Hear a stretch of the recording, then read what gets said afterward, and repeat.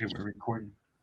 Hello, good morning, friends, and welcome to the Last Prisoner Project's Reentry and Release panel.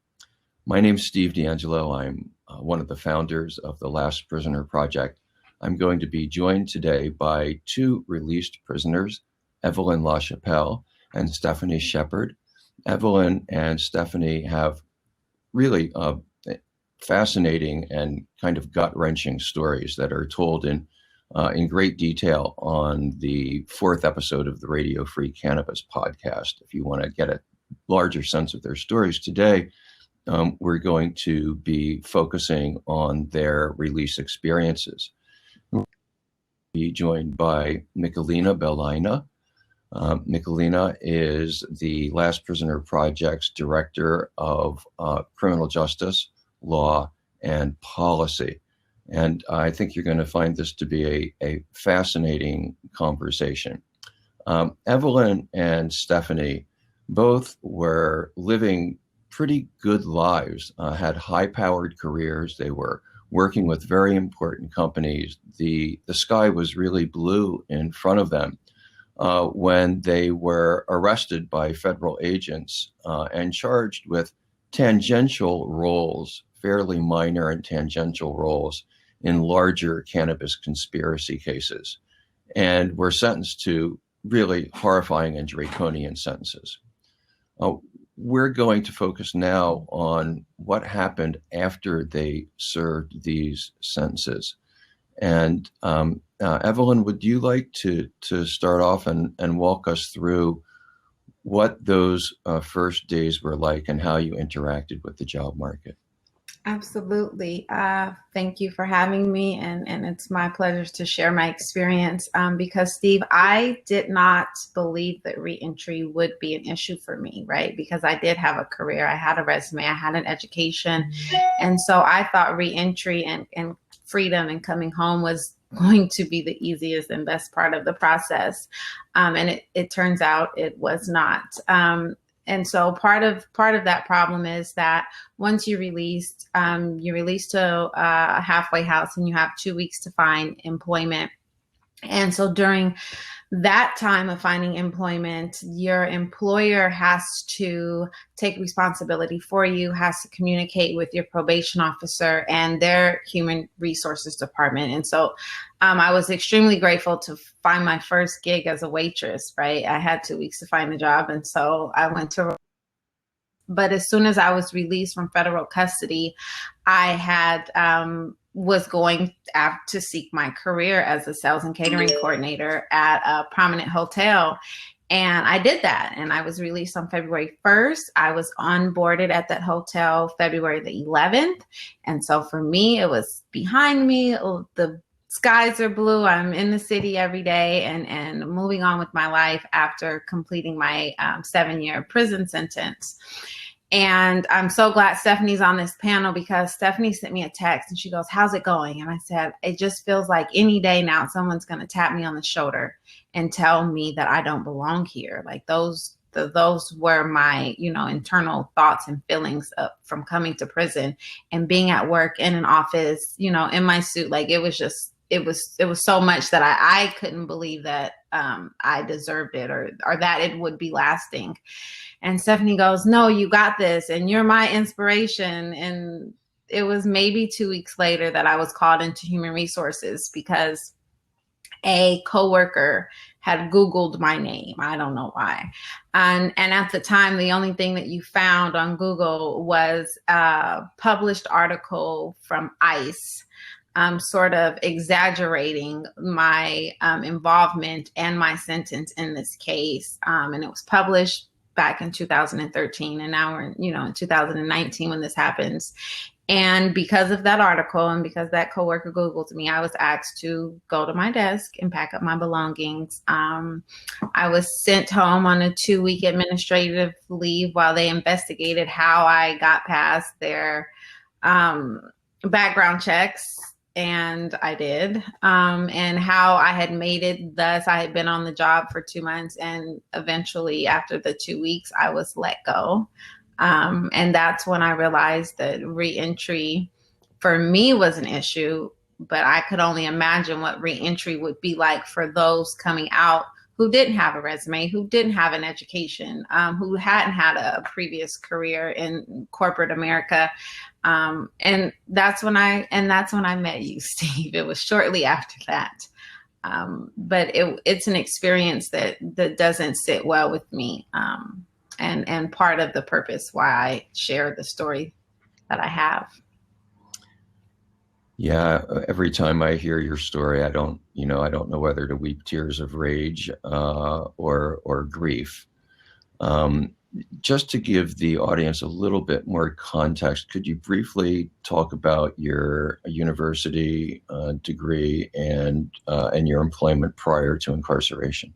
Absolutely. So I graduated I completed the courses 2011 from Loyola Marymount University in Los Angeles. Woo-hoo. And I had gotten my BA in business administration with an emphasis in entrepreneurship in 2011. In 2012, I had began my career as a sales and catering coordinator at the Oakland Convention Center Marriott, and had been on the job for a year, and with the intentions and actually in the process of applying for my promotion. When I went to trial on a Monday. I told my bosses, hey, I'll be back in a week. I took a week vacation to go take care of some legal matters. And that Friday I was convicted and never returned to work, and sat in prison for 5 years. And so like you in the introduction, skies were really blue for me. I had just moved home with my 4-year-old daughter and was starting over in Oakland when I was indicted and then thus incarcerated. For members of the audience, just to give a little bit more context, the Oakland Marriott, without question, is the most important and prestigious hotel in the entire East Bay area of the Bay Area here in California. And that job, basically, that the career track that Evelyn was on was like the rocket ship career track. Mm-hmm. Stephanie, you have a similar story. Could you tell us a little bit about your career trajectory prior to your arrest and incarceration, and then your experience upon release? Okay. In 2005, I moved to New York City from California, and I got my real estate license, which was really what I've always wanted to do. And I got it the first time. I was very proud of myself. I started selling real estate with one of the top real estate firms in New York City. I had a boyfriend. We had broken up. He sold marijuana. He went to jail, and thus, in trying to help him out, I got pulled in. So I received a conspiracy to distribute 1,000 or more kilograms of marijuana conspiracy charge.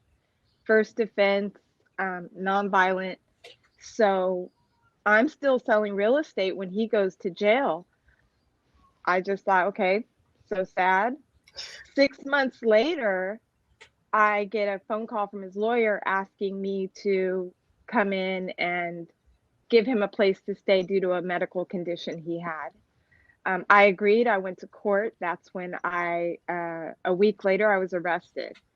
I was on pretrial for 1 year. So in that year, I was just working, trying to work, not knowing, not even really believing this was really going to happen. Mm-hmm.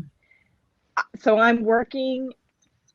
I'm still checking in. I'm still testing, randomly, but I'm going through all this without anybody knowing because I just want to keep on working. And I'm thinking nothing's going to come of it. There's no way I'm going to go to jail or anything for this. So about 6 months into my pretrial, I had to renew my license online. And I always did it that way. You go in, it's very quick, easy. I never noticed prior to this that the first question is, do you have a felony pending? Like, that never entered my mind when I did it all those other times before. Click no. The first one was, do you have a felony? Click no. The second one was, do you have a felony pending? Which, of course, I had to click yes. I clicked yes immediately. Immediately, my license was declined and I was out of a job. I had to go to my broker and explain to him that I just said I'm leaving. Well, shortly after I left, I found out that they had been through my office and talked to my broker. And, you know, real estate in New York's very small. Everybody knows everybody. So he was subpoenaed. And I was just left out there. I didn't have a job at that point. I'm waiting trial. That's nerve-wracking enough. But now I'm trying to survive. And New York's not cheap. So I kind of made it with help from my family and savings. And I went to trial and I got a 10-year sentence. And I never went home again.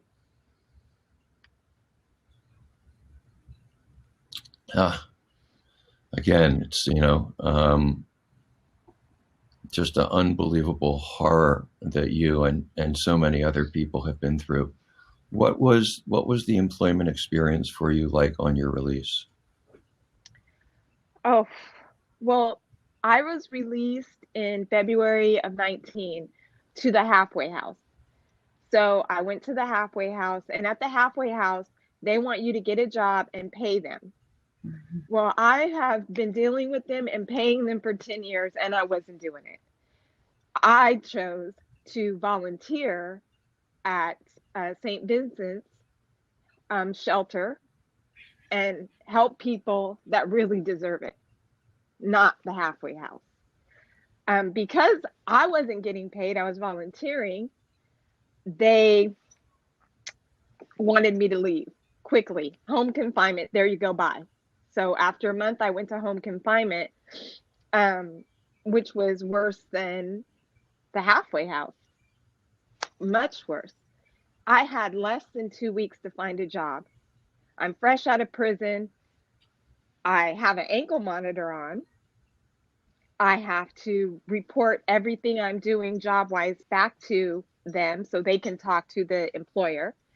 I panicked. There was no way I could actually apply for jobs that I would have applied for prior to my incarceration.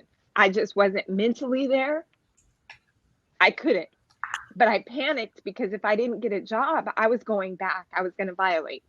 So I went across the street to good old Starbucks and I got hired with the ankle monitor on and everything because I opened up, I explained my story, and through a third-party background checker, they told me, if you don't get the job, it's not because of us. We would love to hire you, but a third-party background check is going to happen, and we don't know what they look for. I was so scared, so nervous. When I got the email that I got the job the next day, Starbucks has never been so good to me because I was so afraid of going back to prison. And the humility of coming from New York real estate agent / apparent marijuana dealer to serving frappuccinos, it was humbling.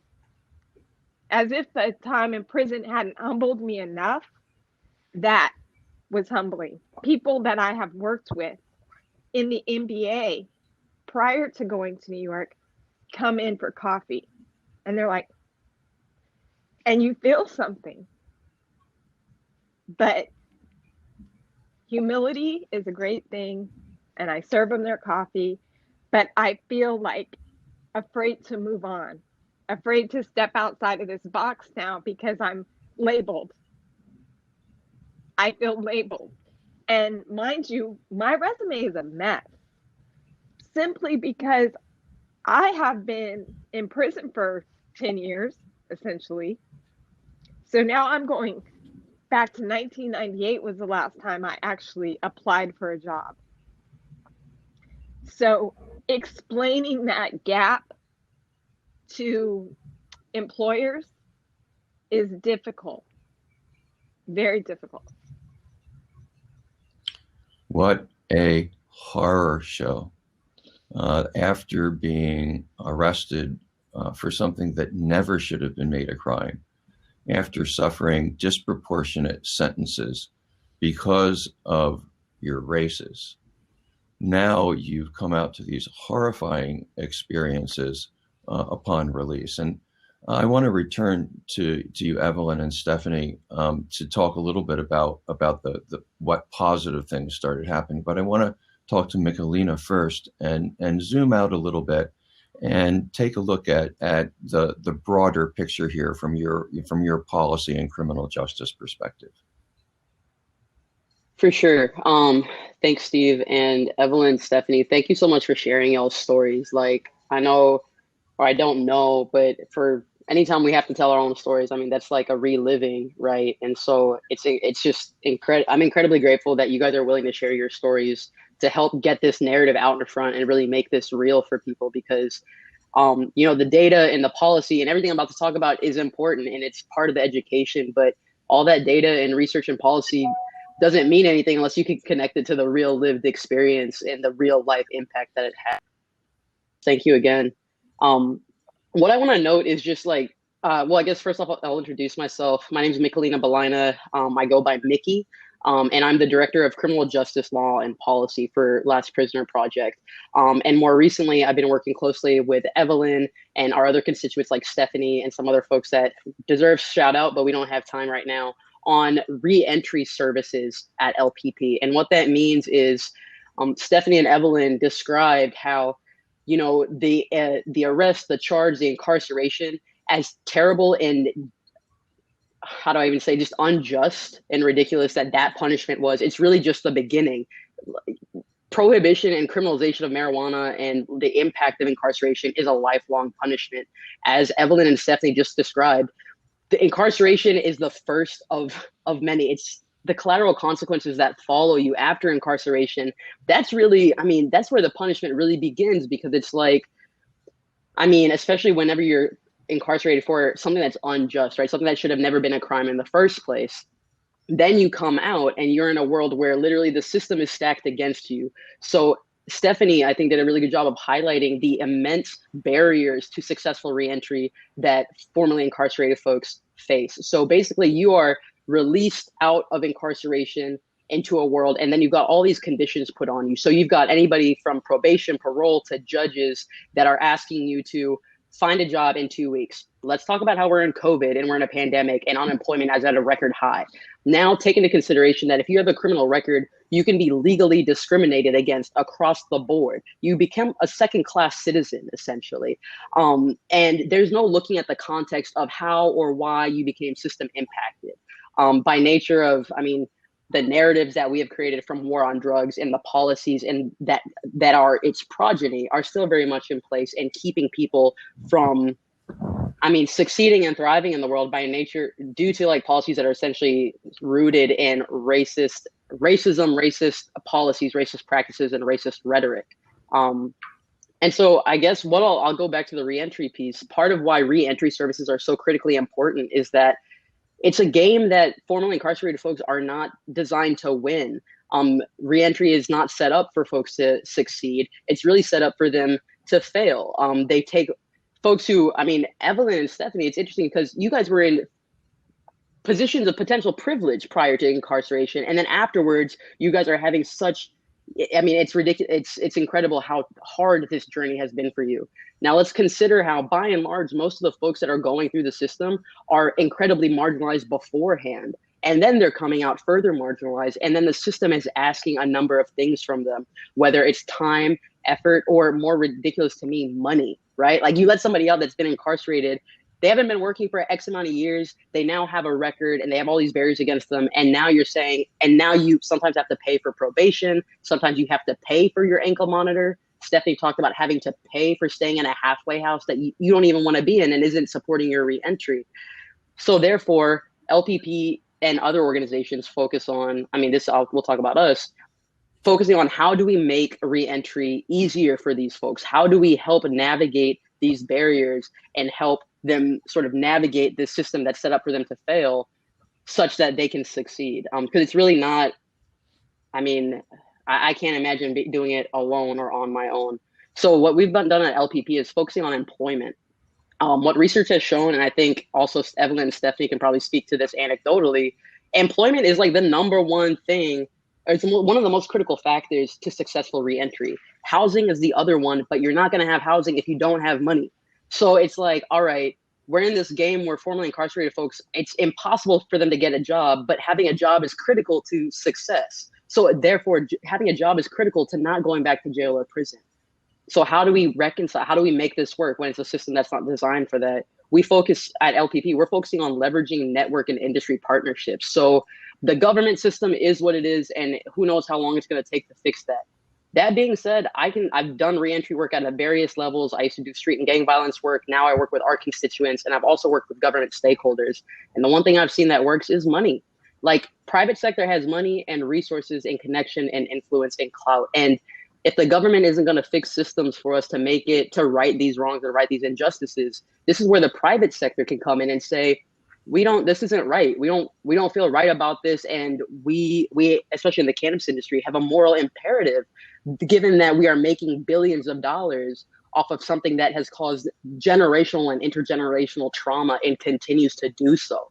Right. So it's like connecting with partners in the industry, leveraging the strengths there with the strengths and the expertise and the experience of constituents that are trying to get into the industry, trying to get into employment on their reentry journey. These connections are what make progress. These are connections what make things move. And I'll pause there, but that's really what we're focusing on at LPP is we got to get people out of prison, out from behind bars. We got to get their records cleared, right those wrongs. But then we have to wrap our arms around them collectively and be like, this isn't right. You shouldn't be facing this. We've got strengths and resources. We will step up in front and block for you and try and break down these barriers so that you can get in. So I'll pause there, and I'm interested to hear more from Evelyn and Stephanie. Yeah, let's go straight to it because we don't have very much time left. And I'd like to hear first, Evelyn, the good part of the journey. How did this turn around, and what was the impact on your emotional life, both of the bad part of reentry and then it beginning to get better? Yes, because we are in the midst of the good part, so I'd be happy to share that. But emotionally, I'm a cutoff person, and so when my emotions are affected, it takes a real toll on me. And so the day that I was asked to pack up my things at work, really it set me back, and I had just made it up in my mind that I would just be a waitress. And I had 2 waitressing jobs at the time, and I knew that they knew my background, and I will just be a waitress for the rest of my life is where I saw that going. And then I was introduced, and then I had the opportunity to speak at a fundraiser at Big Rock with you, Steve. And it was in the audience that I met the CEO and the Chief Innovation Officer of Vertosa. And to speed up the story, I was hired as their community engagement manager, and I have now found a place in the legal industry. Never, ever intended to be in the legal industry because the feds had done their job of convincing me that, I had committed terrible crime and that any touching of the plant, being near the plant would send me right back to prison. And so I had no intentions of entering this industry. But as time has moved along and I am having the opportunity to share my story and being validated by the reception of the audience, often I have found that I belong in the industry, and the industry, and I deserve a spot, right? Like it owes me. Is what I've been calling it. Although I hate to think that anybody owes me anything, I feel like the industry is for me now. And to what Mickey said, it's like employment and then housing, right? And how do you become a productive part of society without having both of those things? And, you know, I speak often and I'm in these conversations often, but what the audience does not know is that me and my 11-year-old daughter have been sharing a bedroom since I came home. How unfair that is to her. And how do you feel like an adult, right? Like, so there's that. And so now that I've been employed for a year, this week I finally am closing escrow on a 2-bedroom condo. And that is like the biggest, you know, piece of my freedom. It's because I haven't lived on my own since prison, since 2012. I was incarcerated from 13 to 19, and I'm in 2020, and it is finally starting to feel like I am owning my life again. But it still does not come with fear. Probation is still a real thing. We talked about this the last time, Steve, like just the presence of police officers. I'm moving and I have to get permission to move. And is my county in the district that I can live in? And I have to explain how I was able to afford a house and all of those things. And so we are in the good part, but it doesn't come without fear of it all being taken away. And so, yeah, but that is the good piece right now. Good. It's good to hear a little bit of goodness in these stories, right? And it should, I think, be a lesson to everybody in the industry who is listening about the huge impact that everybody in the industry has the ability to do. We may have to engage with the system to get our prisoners released, but once they're released, we should be here to welcome them with open arms. Steph, we're into the last few minutes of our time together. Could you take us out with sharing what your experience has been like to engage with the Last Prisoner Project and the legal industry? Okay. First, I'm going to say shout out to servers. Nothing wrong with that. But secondly, I just want to say that it has been such a joy for me to live vicariously through this woman who's probably, you're what, 20 years younger than me? You went too far. but I am so proud of her. And I was there the night at Big Rock. I drove down, got permission, drove down to watch her, and I cried, of course, because I cry all the time. So proud of her, so proud of the work that you guys have done and what you're doing. And there's no way that I can't be a part of it, because I feel like it's a clearing of my name. Like this, look at all these wonderful people involved in this, and they're not bad people. And I need that. I need to help people who are coming after me, because it's hard, very hard. There are 40,000 more stories like Stephanie's story, like Evelyn's story. And the Last Prisoner Project is committed to seeing that every single one of those prisoners and every cannabis prisoner in the world is released, comes home to their families, and is given the resources that they need to rebuild the lives that were stolen from them. Everybody in the legal cannabis industry now has an opportunity to participate in this really sacred mission. The people who are coming out of prison now are our sisters and brothers. They have done nothing that we do not do every single day. And this is a test. It is a moral imperative to see what kind of people we are, how we take care of the people in our community who are most in need of care. So I hope that everybody in a position to hire in this industry is very carefully listening and is going to reach right out to LPP and let us know how many prisoners that you would be willing to hire in the coming year. Thanks so much for joining us. We are down to our last few moments together. I'm going to give our panelists an opportunity to say a quick goodbye. I'll start. Thank you so much for participating in this job fair. If you're here, that means you're here either to offer employment or to gain employment. And so I just wish everyone the best of luck. If you are in a position and you need employment or you want to join LPP, please come see me. I'll be at the booth today. Live chat. So if you have any questions, please come visit. If you have any jobs, please share them. We'll get them filled for you. And so, yes, thank you so much for listening. I will be at that job fair. Looking for a job. So I'll see you there. Go easy on me. But I just want to say thank you for everything, Steve, Mickey, Evelyn. You guys have really lifted my confidence and kind of removed that veil of shame that I've been carrying from being a felon. So I appreciate that, and I will be at the job fair. Stephanie, you're gonna make me cry right before I gotta talk.